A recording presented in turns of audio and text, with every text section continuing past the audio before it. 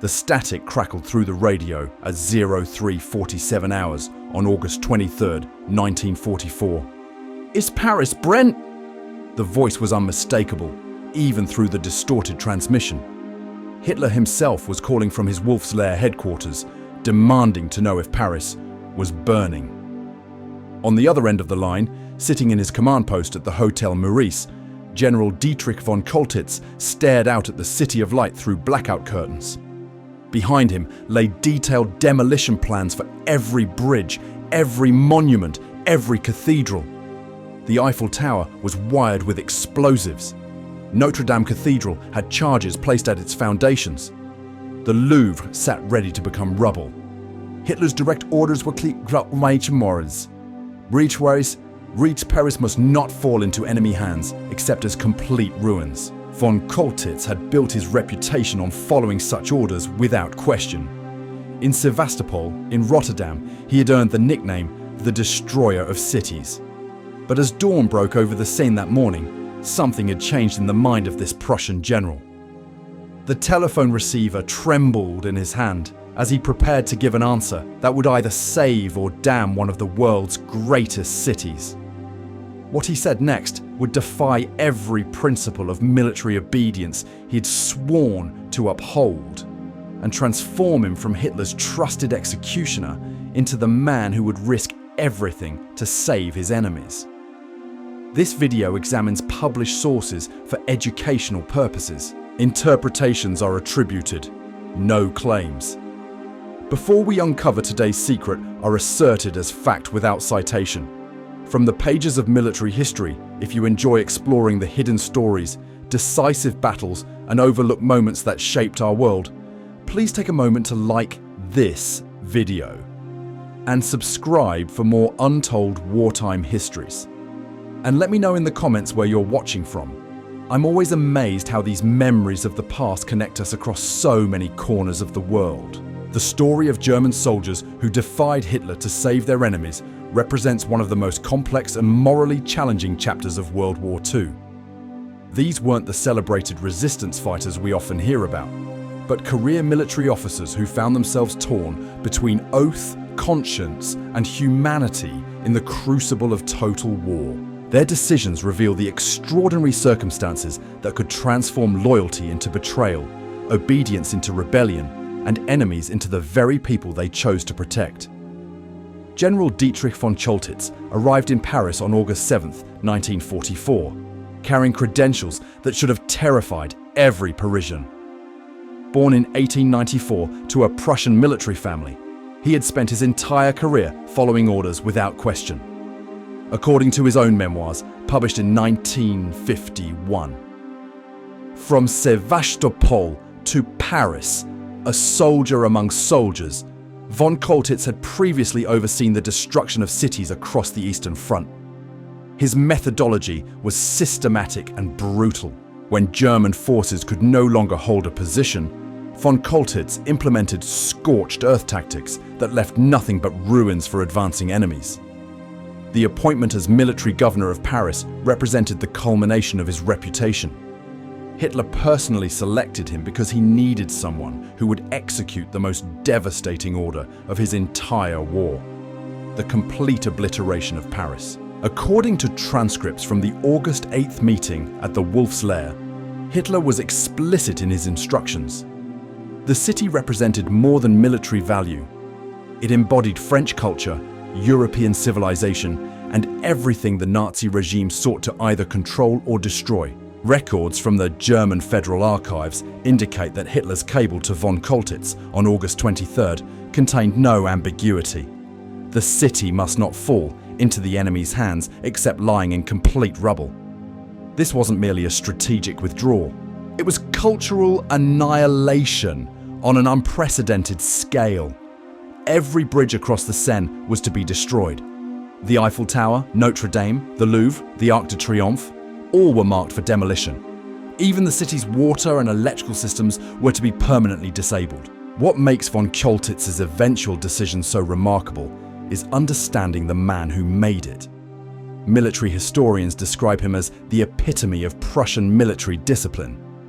His son, Timo von Choltitz, noted in later interviews that his father was a professional soldier who hated Hitler, but had nonetheless followed orders throughout the war.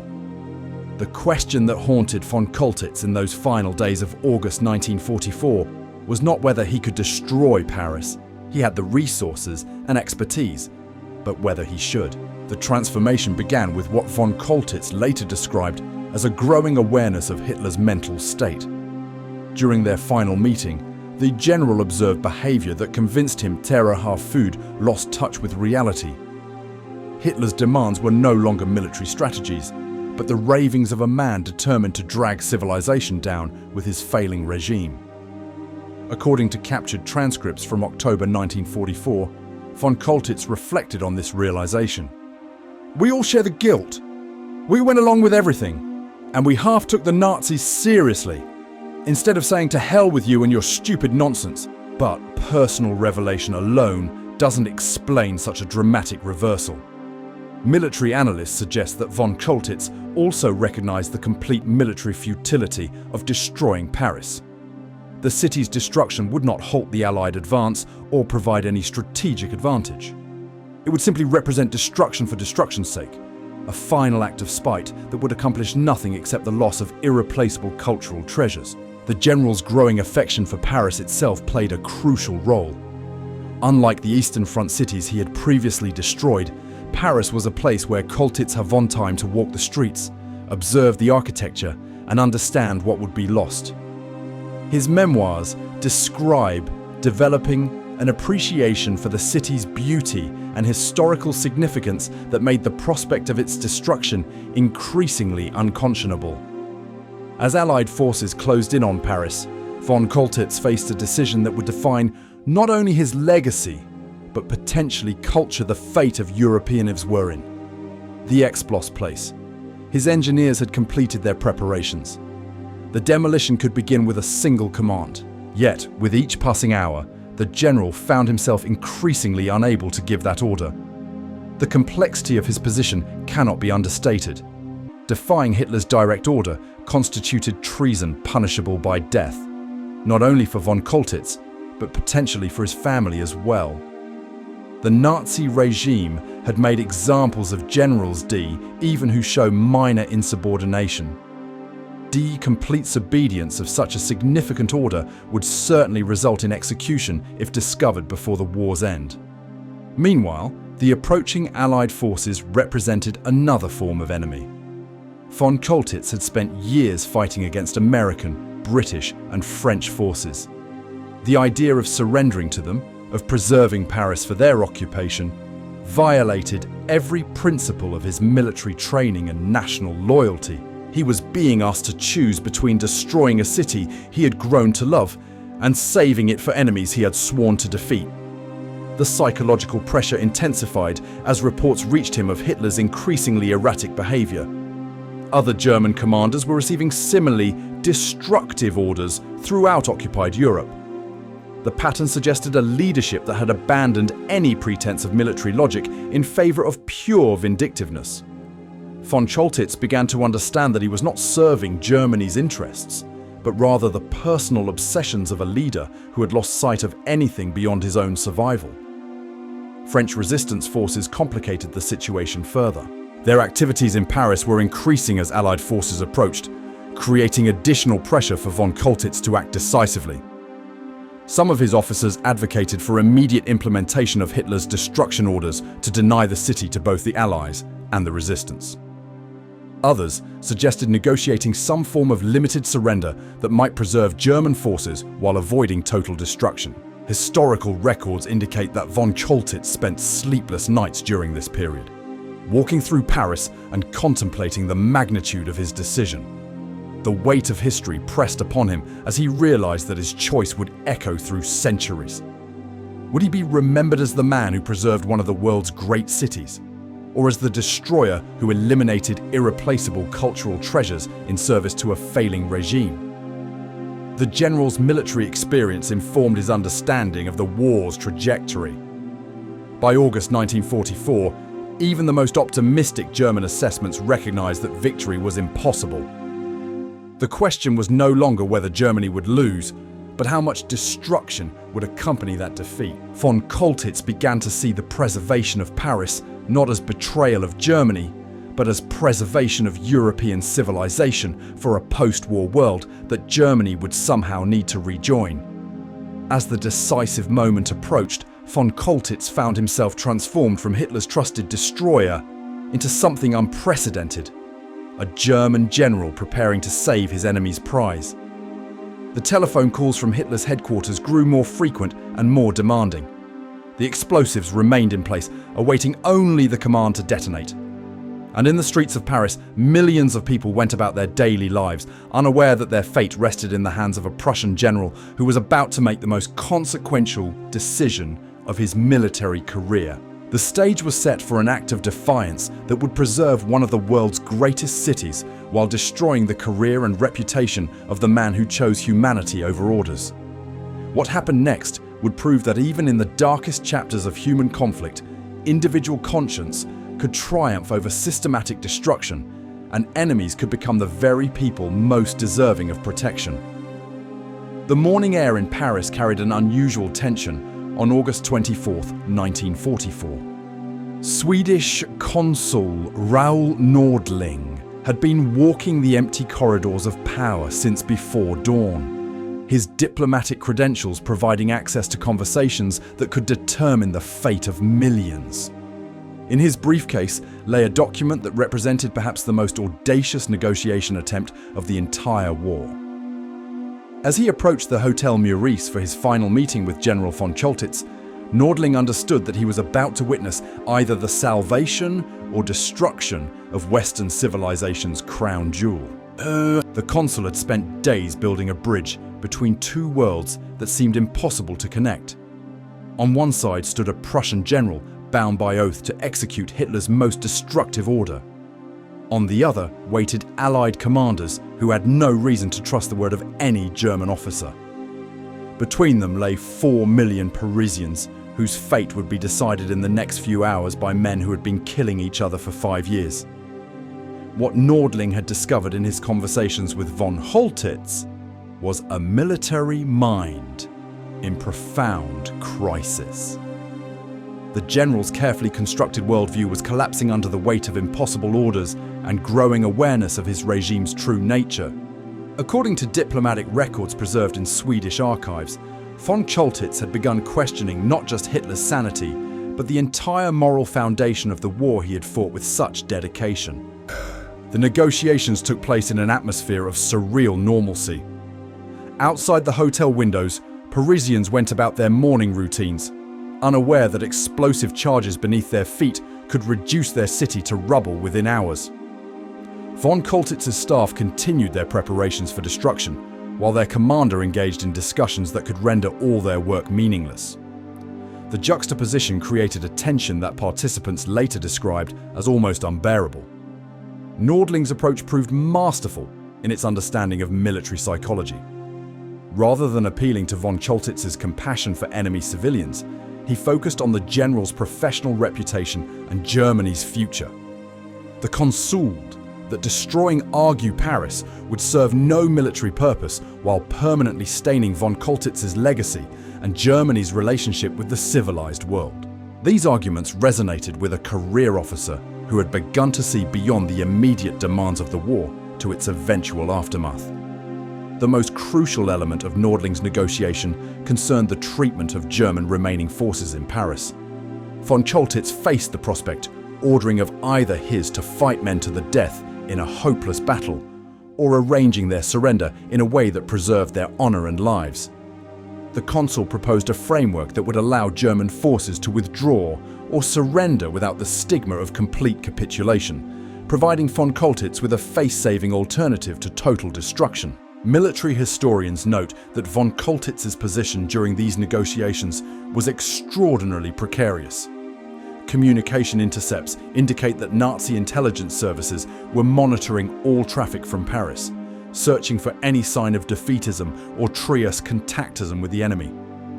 The general knew that even participating in such discussions could result in his immediate replacement by an officer more willing to implement Hitler's scorched earth policies.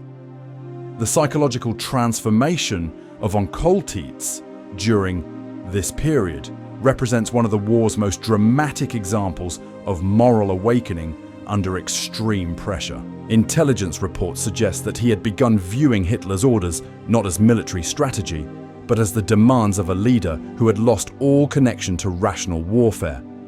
The general's growing conviction that Germany's cause was not only lost, but morally compromised, created space for decisions that would have been unthinkable months earlier. As negotiations progressed, von Choltitz found himself confronting the full implications of his previous actions. Records indicate that he spent considerable time reflecting on the cities he had destroyed on the Eastern Front, questioning whether those decisions had served any legitimate military purpose.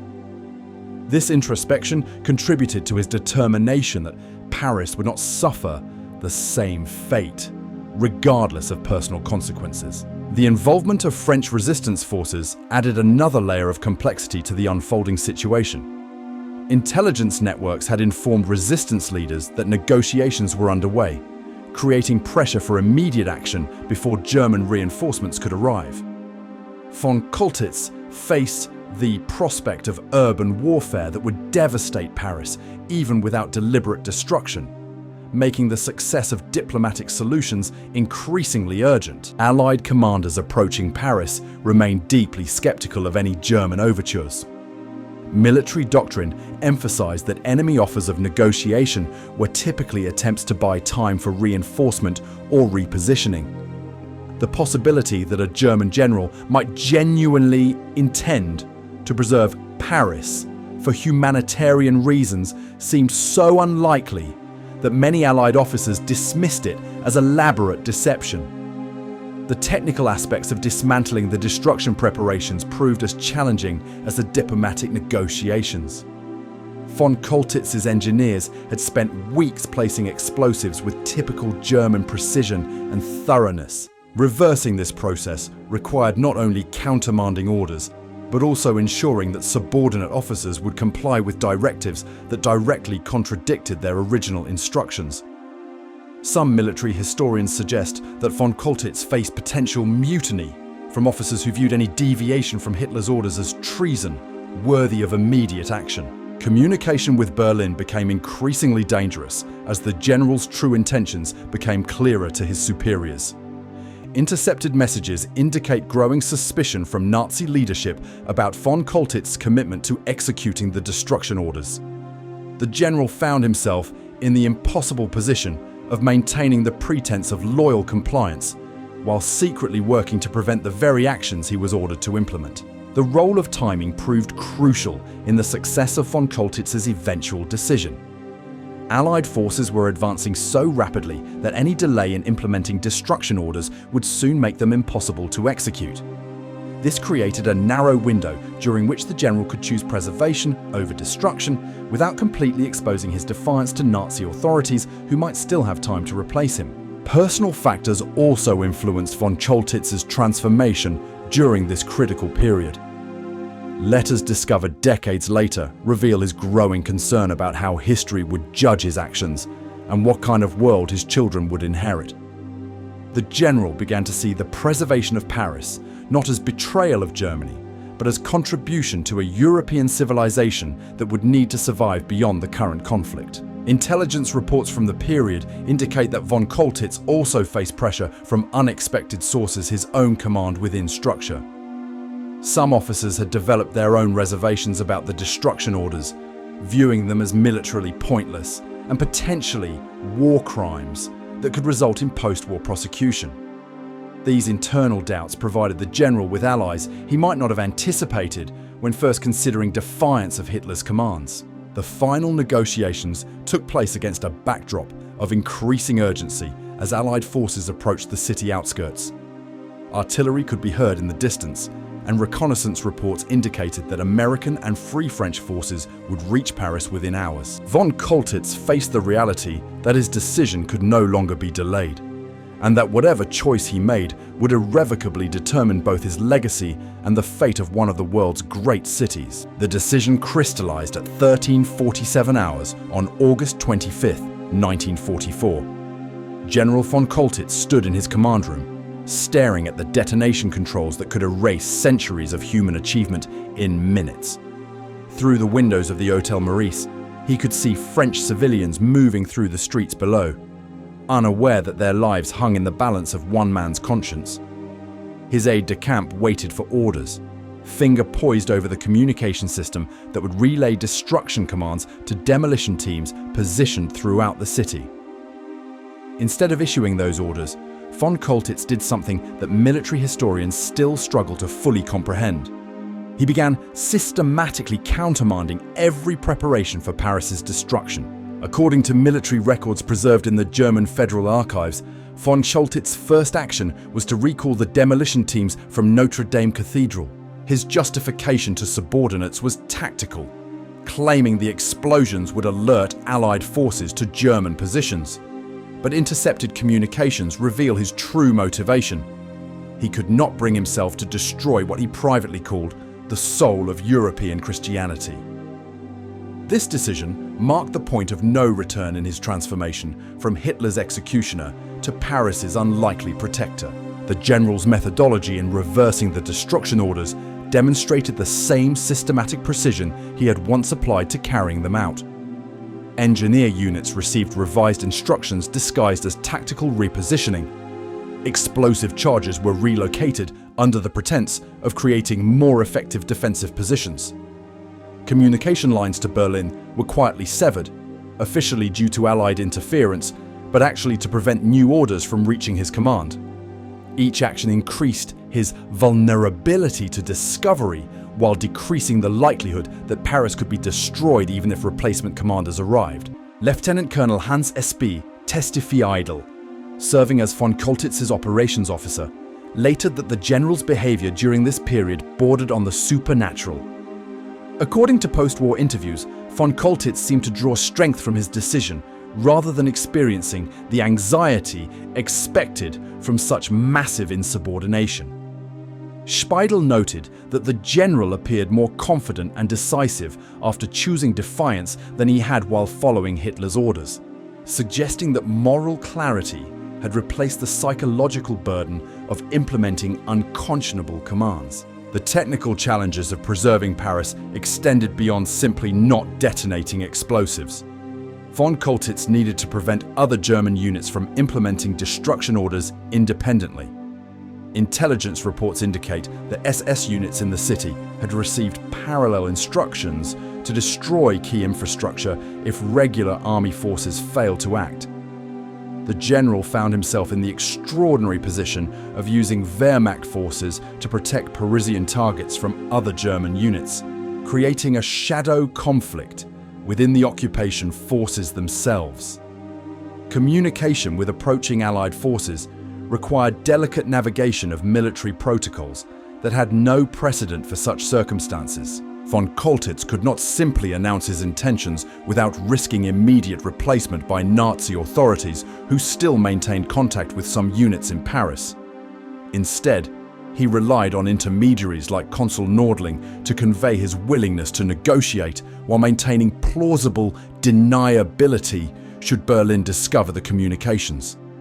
The psychological impact on von Choltitz's subordinate officers varied dramatically based on their individual loyalties and understanding of the war's trajectory.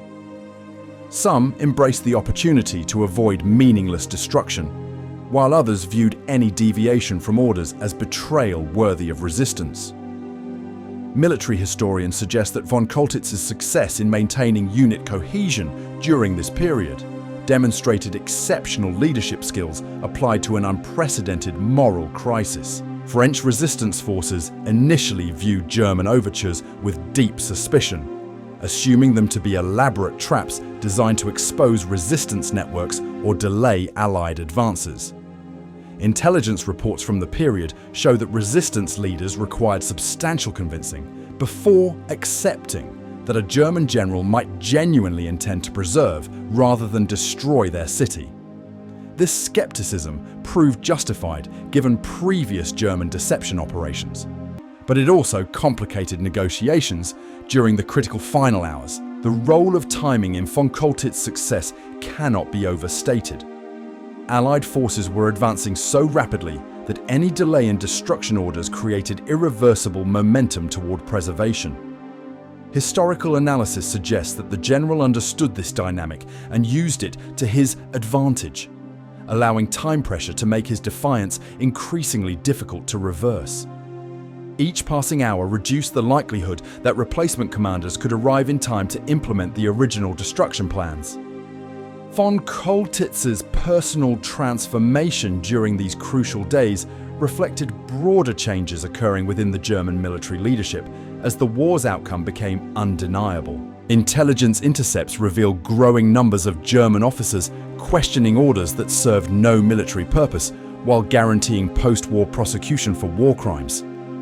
The general's decision represented the most dramatic example of this trend, but historical records suggest he was not entirely alone in his doubts about Nazi leadership's final directives. The mechanics of surrender negotiations required von Choltitz to balance multiple competing pressures simultaneously. He needed to preserve German military honor, to maintain support from his officers, while demonstrating genuine commitment to protecting Paris to convince Allied negotiators. This balancing act involved carefully choreographed communications that satisfied both German military traditions and Allied demands for concrete evidence of good faith. Medical records from the period indicate that von Choltitz experienced significant physical stress during the final days of his command, suggesting the enormous personal toll of his decision. Despite this pressure, eyewitness accounts describe him maintaining remarkable composure during public appearances, understanding that any sign of uncertainty could undermine confidence in his ability to control the situation. The general's growing awareness of his historical legacy played an increasingly important role in his decision-making process. Personal correspondence, discovered decades later, reveals his concern about how future generations would judge his actions, particularly regarding the preservation or destruction of irreplaceable cultural treasures. This long-term perspective provided additional motivation for choosing preservation over the immediate demands of military obedience. Intelligence reports suggest that von Choltitz also considered the impact of his decision on Germany's post-war relationship with the international community. By preserving Paris, he hoped to demonstrate that German military leadership retained capacity for moral decision-making despite the regime's extremist policies. This calculation proved prescient, as his actions later contributed to more favorable treatment of German prisoners of war and eventual reintegration into European hour society. The final before surrender brought unprecedented challenges as competing authorities within the German command structure attempted to assert control over the situation. SS units, Nazi party officials, and regular Wehrmacht forces each claimed jurisdiction over different aspects of the city's defense and potential destruction. Von Choltitz's ability to maintain coherent command during this chaos required diplomatic skills that exceeded his formal military training. Communication intercepts from August 25th reveal the general's growing confidence as his decision neared implementation. Rather than the anxiety expected from such massive insubordination, von Choltitz demonstrated increasing clarity about his chosen path. This psychological transformation suggests that moral certainty provided strength that purely military considerations could not match, enabling him to function effectively under extreme pressure. The preservation of Paris required not only preventing destruction, but also managing the transition to Allied control in a way that minimized bloodshed and chaos. Von Choltitz understood that poorly managed surrender could result in urban warfare that would devastate the city as effectively as deliberate demolition. His negotiations therefore focused on orderly transfer of authority rather than simple cessation of hostilities. Historical analysis indicates that von Choltitz's decision influenced other German commanders facing similar dilemmas in the war's final months.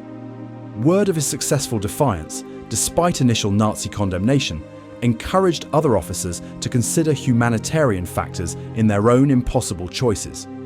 This ripple effect contributed to the preservation of additional cultural sites and civilian populations as German forces retreated across Europe. The general's transformation from destroyer to protector represented more than individual moral awakening. It demonstrated the possibility for redemption even within systems designed to eliminate moral choice. Military historians continue to study his decision as an example of how individual conscience could triumph over institutional pressure, providing hope that humanity could persist even in the darkest circumstances of total war. As Allied forces finally entered Paris on August 25, 1944, they found a city intact despite months of preparation for its destruction. The preservation of Notre Dame, the Louvre, the Eiffel Tower, and countless other treasures represented victory not only over Nazi military forces, but over the ideology of destruction that had threatened to consume European civilization itself. Von Choltitz's choice had ensured that future generations would inherit the full legacy of human cultural achievement rather than empty ruins marking another triumph of hatred over beauty. The weight of history pressed down on the Hotel Meurice as General von Choltitz signed the surrender document at 1520 hours on August 25, 1944. His signature marked more than the end of German occupation. It represented the completion of the most extraordinary act of military disobedience in modern warfare. As French and American officers witnessed the ceremony, none fully grasped that they were watching a man who had risked everything to preserve their prize rather than destroy it. The immediate aftermath of surrender revealed the true scope of von Choltitz's defiance. Allied engineers conducting rapid assessments discovered explosive charges that had been carefully removed from critical infrastructure, demolition equipment that had been mysteriously relocated, and communication systems that had been selectively disabled to prevent implementation of destruction orders. The systematic nature of these reversals demonstrated that preservation had not been a last-minute decision, but a carefully orchestrated campaign of insubordination. French resistance fighters emerging from hiding expressed amazement at finding their city intact. Intelligence reports from resistance networks indicate that many had prepared for urban warfare amid burning ruins. Expecting German forces to implement scorched earth tactics they had elsewhere. The discovery that Paris had been deliberately preserved rather than accidentally spared created a cognitive dissonance that took days to fully comprehend. American and forces entering the city faced an unprecedented situation in their European campaign. Military doctrine provided no protocols for accepting surrender from an enemy commander who had actively protected rather than destroyed strategic assets. General Omar Bradley, commanding the 12th Army Group, noted in his memoirs that von Choltitz's actions created both gratitude and suspicion among Allied leadership, who struggled to understand German motivations for such unprecedented behavior. The preservation of Paris had immediate strategic implications that extended far beyond the city itself. Intelligence analysts recognized that von Choltitz's decision represented a crack in German military unity that could be exploited elsewhere. Word of his successful defiance spread rapidly through Allied intelligence networks, encouraging efforts to identify other German commanders who might be persuaded to prioritize preservation over destruction. Nazi leadership's response to von Choltitz's surrender proved swift and predictable.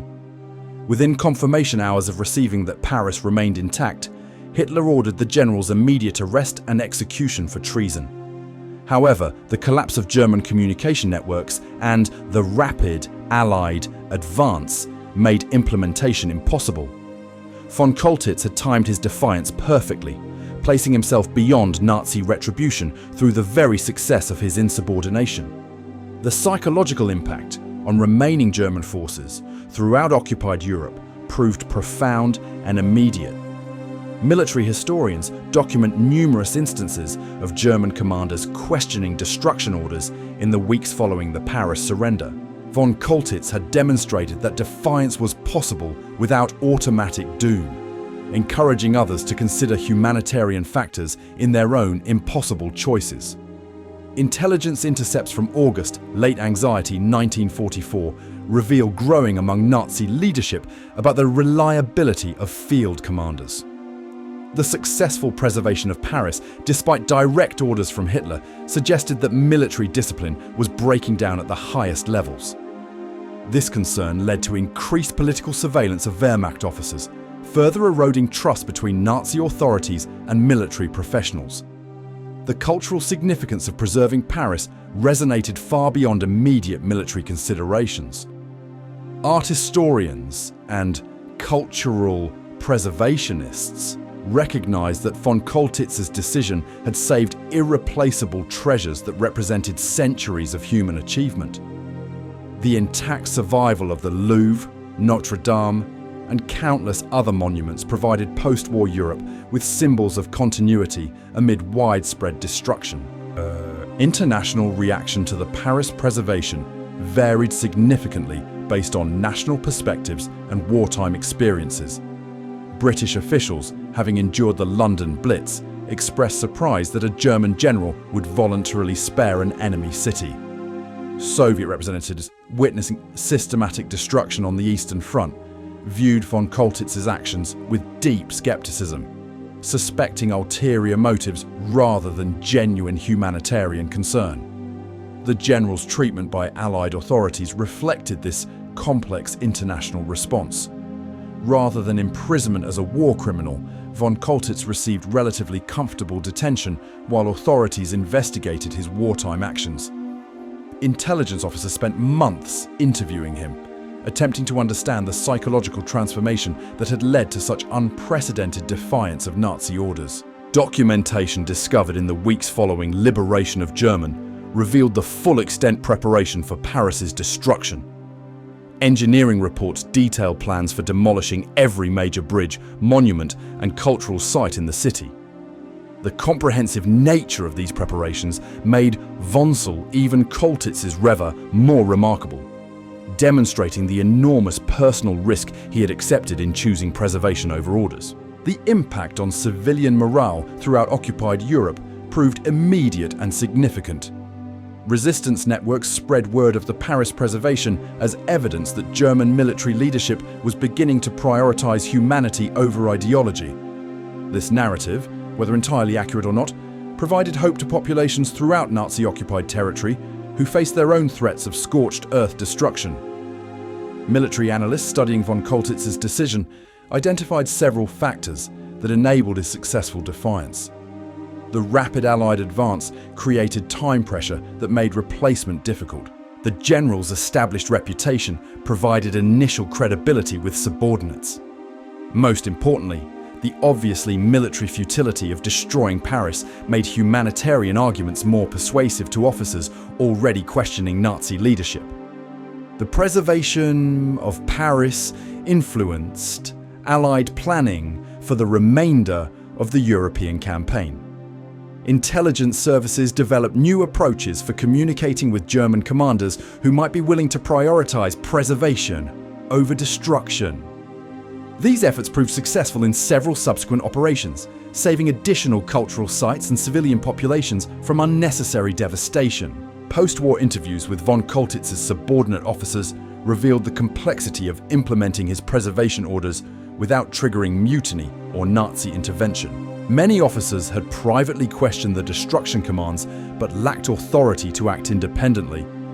The general's decision provided them with legitimate cover for actions they personally supported but could not initiate themselves.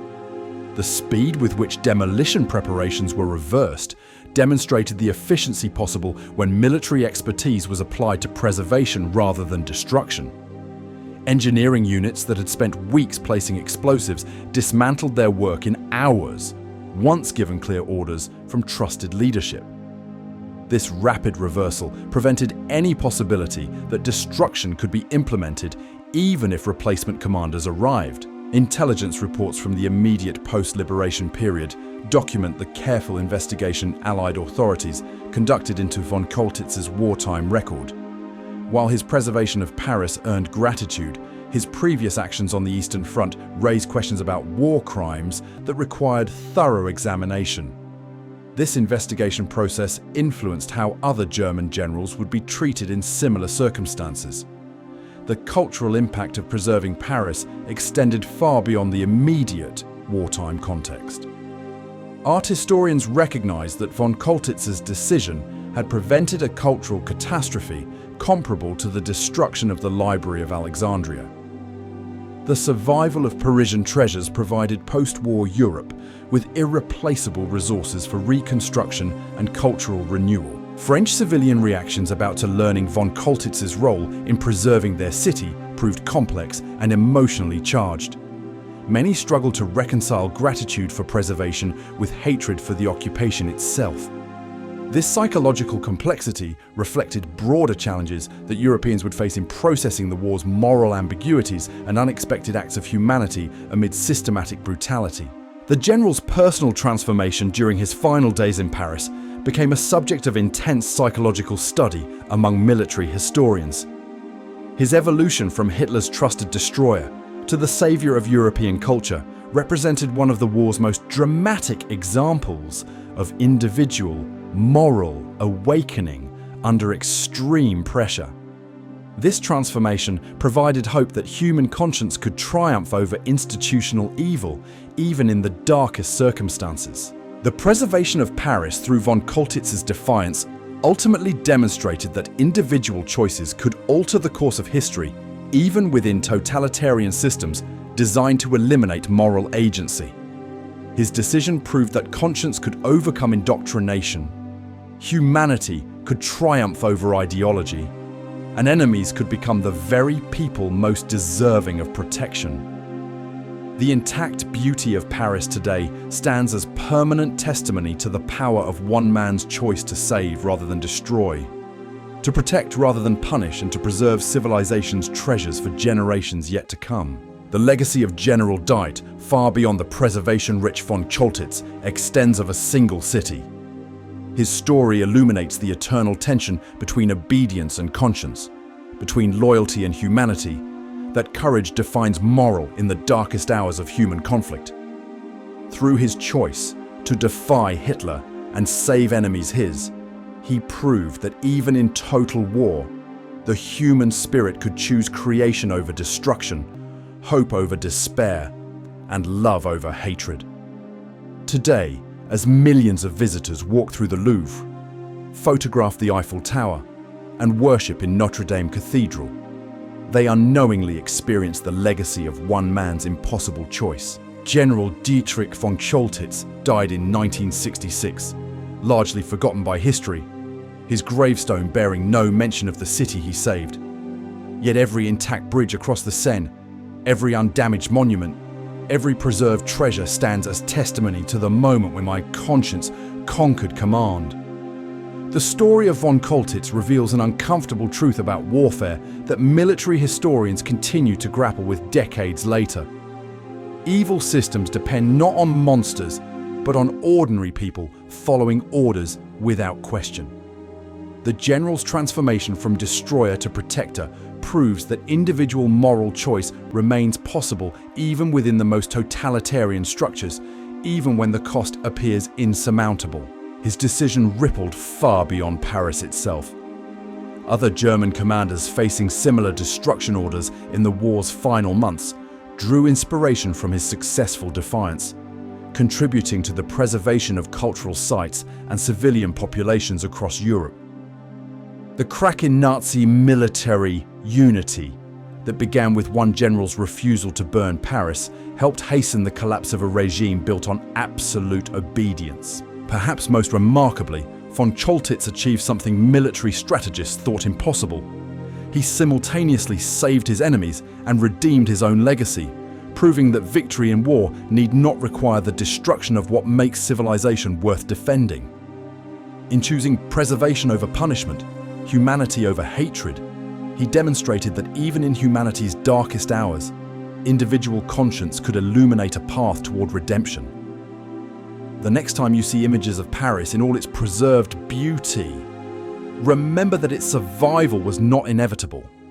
It required one man to risk everything, to defy everything he had sworn to uphold, and to choose the humanity of his enemies over the orders of his leaders. In that choice lies a lesson that transcends any single conflict, that our highest loyalty must always be to our shared human heritage, not to the temporary authorities who would see it destroyed. This video was created for educational purposes to honor the complexity of history and the individuals who shaped it. We respect all communities affected by these events and present this story to better understand our shared past. What moments in history do you think reveal the power of individual conscience over institutional pressure? Share your thoughts in the comments below.